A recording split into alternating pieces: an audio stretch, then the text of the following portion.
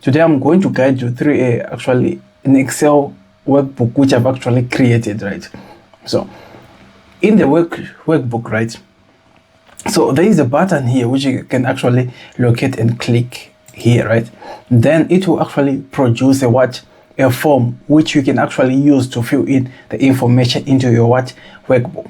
Either you can actually manually input the information, right, by actually putting in and going here, maybe select finance, then pick it, let's say maybe personal care assistant, then putting a date, etc, right? So you can actually use this button. So by actually clicking it and actually saying M12, then go to the next, say Bonis, then same Tunzi, then you pick a department by actually clicking on the arrow or clicking here and pick a section.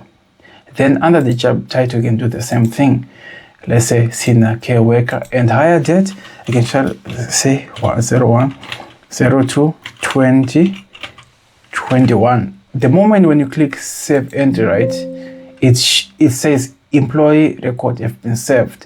The moment you click OK, you see the information showing on the screen. I'm gonna click and you see the information is stored on the screen.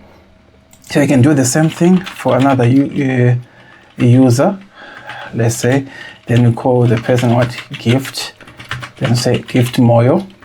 Then I'm gonna pick a department, right, ID operations, click tab, go to the next one. I'm gonna click, let's say admin officer. Then I'm gonna pick a date 09 012, and then 2012. Then I'm gonna click save, and the information is saved within the form.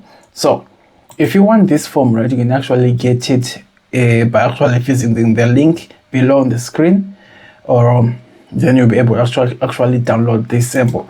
There are more forms to be actually produced, which I'm going to be working on to make things a bit easier to work with, right? As you can see, I would have been doing this, that, which is okay also, but if you want to try this, you can try it out in your organization.